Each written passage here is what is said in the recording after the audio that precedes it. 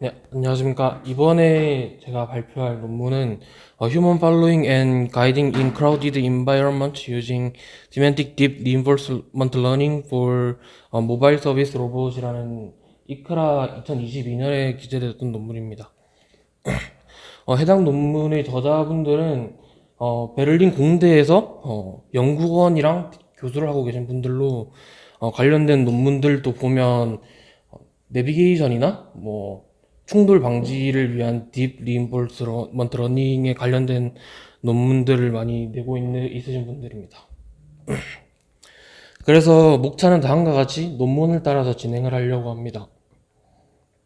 먼저 인트로덕션에 대해서 말씀을 드리면 근래에 들어서 좀 복잡한 환경에서 로봇이 내비게이션 하는 것을 목표로 프로그램을 만드는 분들이 되게 많은데, 그래서 그 중에서 성능을 높이기 위해서 심층 강화학습을 사용하는 경우가 되게 많습니다. 근데 이 논문에서는 이 심층 강화학습의 성능을 높이기 위해서 시멘틱 인포메이션이라는 정보를 사용을 하는 것을 목표로 하고 있습니다. 그래서 이 시멘틱 인포메이션을 간단하게 설명을 해드리자면, 원래는 저희가 정보를 입력을 할 때 속도면 속도고 거리면 거리, 위치면 위치, 이렇게 정량적인 정보를 가지고 학습을 진행을 하는데, 이 시멘틱 인포메이션은 이 정보들 간의 관계성을 정의를 해서 좀 더 학습의 정확도나 성능을 높이자는 것을 취지로 하고 있습니다. 그래서 이 논문에서는 이 시멘틱 인포메이션을 심층 강학습에 추가를 해서 좀 더 복잡한 환경에서의 성능, 로봇 내비게이션 성능을 높이는 것을 목표로 하고 있습니다. 그래서 그 논문에서 정의한 구체적인 목표는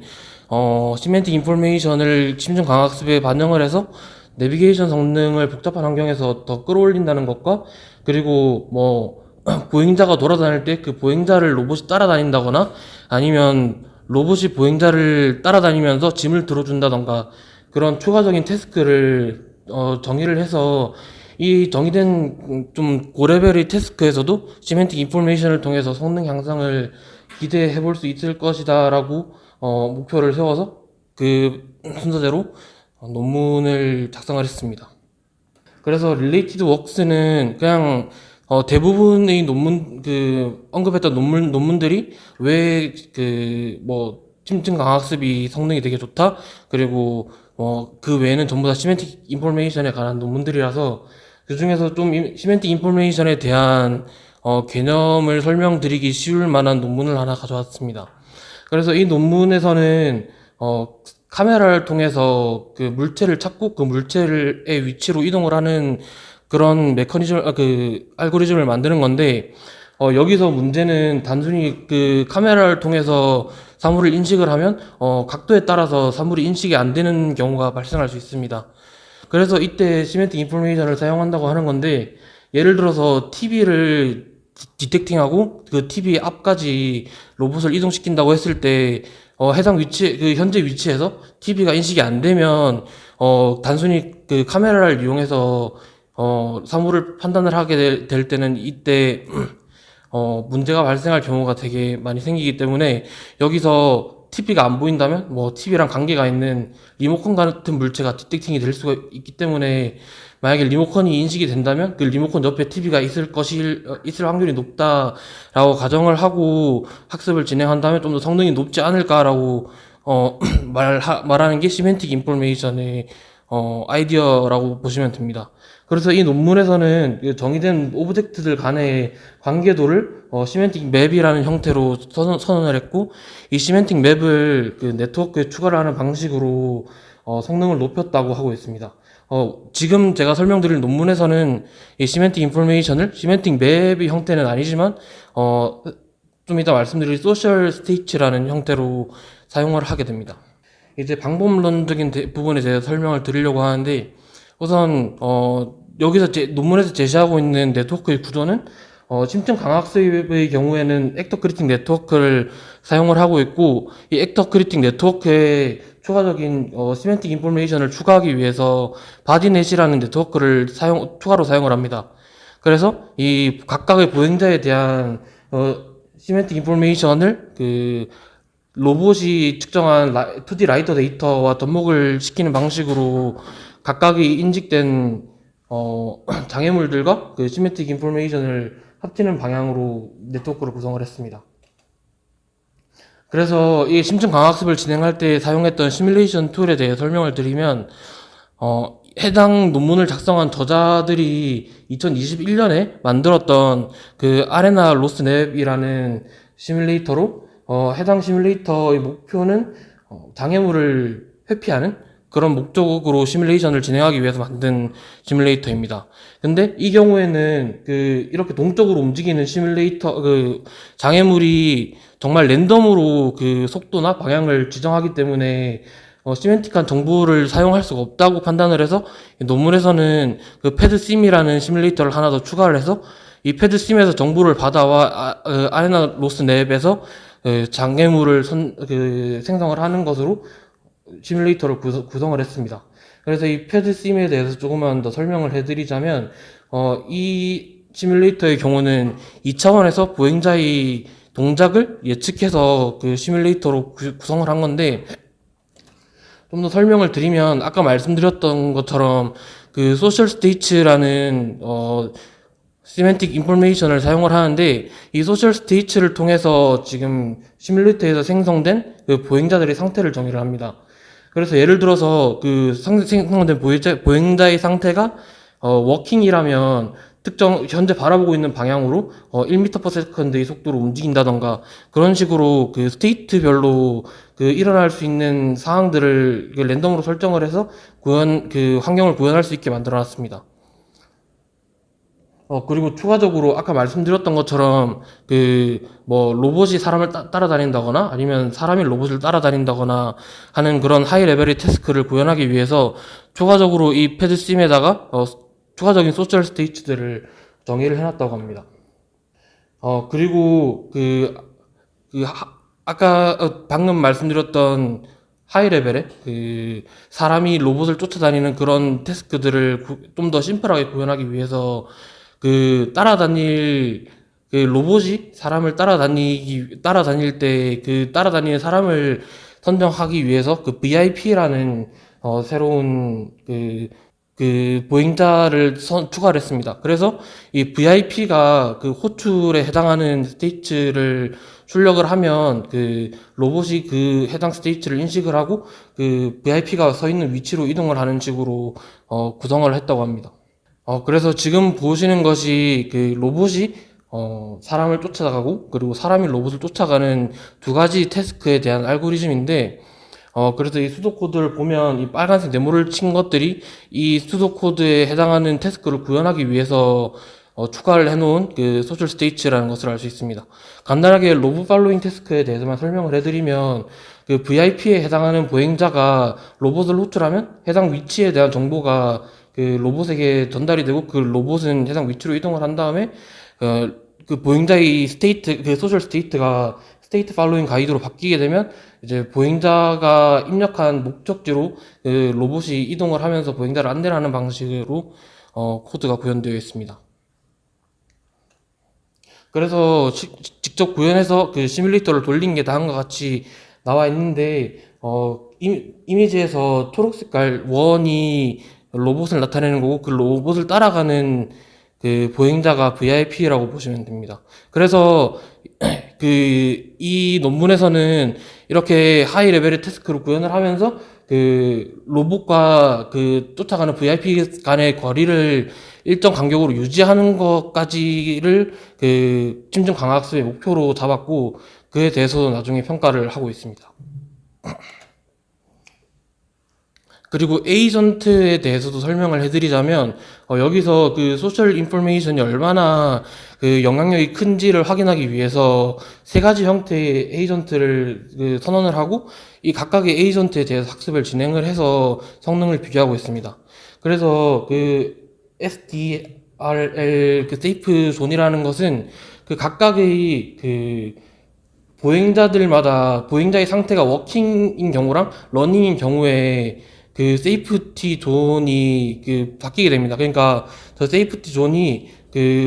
그 존 안에 들어갔을 때 해당 존을 생성하고 있는 그 보행자와 충돌할 확률이 높아지는 그런 영역을 로 정의를 하고 있는데, 그래서 뭐 워킹을 할 때는 반경 3m 안에 로봇이 들어오면 충돌할 확률이 높아진다던가, 뭐 러닝 상태일 때는 5m 안에 들어왔을 때 충돌할 확률이 높아진다던가, 그런 정보를 가지고 있는 것으로 이런 정보를 가지고 학습을 진행했을 때와 가지고 있지 않을 때 학습을 진행을 했을 때, 그리고 이 정보와 함께 그 해당 보행자들이 그 소셜 스테이트까지 함께 정보를 받은 경우까지 합쳐서 세 가지 경우에 대해서 그 에이전트를 정의를 하고 학습을 진행했다고 합니다. 그리고 보상 함수의 경우는 좀 더 그 로컬 옵티마를 방지하기 위해서 5가지 항으로 그 보상 함수를 분류를 해서 좀 더 디테일하게 보상을 주는 방식으로 그 구현을 했다고 합니다. 그래서 RG는 그 목적지에 도착했을 때의 그 성공 그 보상인 거고, RC는 충돌이 발생했을 때의 보상으로, 이건 그 음의 값을 가지고 있습니다. 그리고 그 RD는 그 목적지에 도착하진 않았지만 그 목적지에 가까워질수록 그 양의 보상을 주는 것이고, 그리고 RSS와 RSD는 아까 말씀드렸던 그 세이프티 존과 관련 있게 그 세이프티 존에 들어가지 않은 그 동적인 경우와 그 정적인 장애물에 대한 보상을 말을 하고 있습니다. 이제 마지막으로 그 학습 트레이닝 할 그 환경을 어떻게 만들었는지에 대해서 말씀을 드리면, 이제 그 동적인 장애물들을 그 아까 말씀드렸던 것처럼 패드 시뮬레이터를 이용해서 그 제시된 그 소셜 스테이츠를 통해서 뭐 랜덤 그 스테이츠에 해당하는 범위 내에서 랜덤하게 생성을 했다고 하고, 그 보상이 그 설정해 놓은 스레시홀드보다 높으면 장애물의 수를 늘리고, 그 스레시홀드보다 낮으면 장애물의 수를 줄인다는 방식으로 그 학습을 진행했다고 하고, 그리고 이때 이 스레시홀드는 그 보상의 기대값을 통해서 계산을 했다고 합니다. 이제 평가에 대해서 말씀을 드리겠습니다. 맨 먼저 그 복잡한 환경에서의 내비게이션 성능에 대해서 평가를 했는데, 일단 3가지 환경을 만들었다고 합니다. 첫 번째는 그 장애물에 해당하는 보행자가 20명일 때랑, 그리고 좀 그 보행자들이 모여 있는 경우, 그리고 그 각각의 보행자들이 전부 달리고 있는 경우에 대해서 3가지를 가정을 해서 그 테스트를 진행했다고 하는데, 이때 그 테스트를 했던 에이전트는 아까 말씀드렸던 것처럼 그 세이프티 존을 그 정보를 받는 에이전트와 받지 않는 에이전트, 그리고 이 세이프티 존에 대한 정보와 그 소셜 스테이츠에 대한 정보를 함께 받는 그 에이전트, 그리고 이런 그 시멘틱 인포메이션에 대한 학습이 추가되지 않은 그 오리지널한 형태의 그 심층 강학습 에이전트에 대해서도 그 실험을 진행했다고 합니다. 그리고 각각의 에이전트들에 대해서 500개 이상의 에피소드를 사용해서 그 평가를 진행했다고 합니다. 그래서 지금 보시는 것이 그 평가한 에피소드들 중에서 하나를 3개를 뽑아서 그 각각의 상태에서의 그 이동 경로를 표현을 한 것인데, 이 경로를 보면 그 말씀드렸던 것처럼 아까 그 컴플리트에 해당하는 에이전트와 그 세이프티 존에 해당하는 에이전트는 그 세이프티 존을 들어가면 안 되기 때문에 경로가 좀 더 그 바깥으로 빠지는 것을 알 수 있습니다. 그래서 이 부분에 대해서 좀 구체적인 그 정량적인 수치로 표현을 한 게 이 현재 보이는 이 테이블인데, 여기서 보면 그 왼쪽에서부터 그 오리지널한 심층 강학습 에이전트고, 그 다음에 세이프티 존, 노 세이프티 존, 그리고 컴플리트에 해당하는 에이전트라고 보시면 됩니다. 그래서 컴플리트 에이전트의 경우가 성능이 가장 높다는 것을 알 수가 있고, 그리고 그 세이프티 존을 사용하지 않은 경우는 의외로 그 오리지널한 심층 강학습 에이전트에 비해서 성능이 훨씬 떨어지고, 그리고 타임아웃에 해당하는 문제도 발생한다고 확인을 했습니다. 그 다음에는 말씀드렸던 그 하이 레벨 태스크, 그러니까 로봇이 사람을 쫓아가는 그 경우에 대한 그 평가를 진행을 했는데, 여기서는 그 봐야 할 것이 사람이 로봇을 쫓아가고 로봇이 사람을 쫓아가는 두 가지 경우에 대해서 그 두 물체 간의 간격이 유지되는지를 확인을 해야 하는데, 그 아래 테이블을 보시면 그 아래 테이블에서 나타내는 것은 VIP와 로봇 사이의 간격을 나타내고 있는 것인데, 저 컴플리트 에이전트에 해당하는 초록 색깔 테이블과 그 세이프티 존에 해당하는 노란 색깔 그 그래프를 보면 VIP가 그 목적지를 입력한 후부터 일정한 간격을 유지하면서 이동을 하고 있다는 것을 확인을 할 수가 있습니다. 그래서 이 같은 경우가 세 가지 상황에서 모두 발생하는 것을 확인할 수가 있고, 그 반면에 그 노 세이프티 존을 사용한 에이전트와 그리고 오리지널한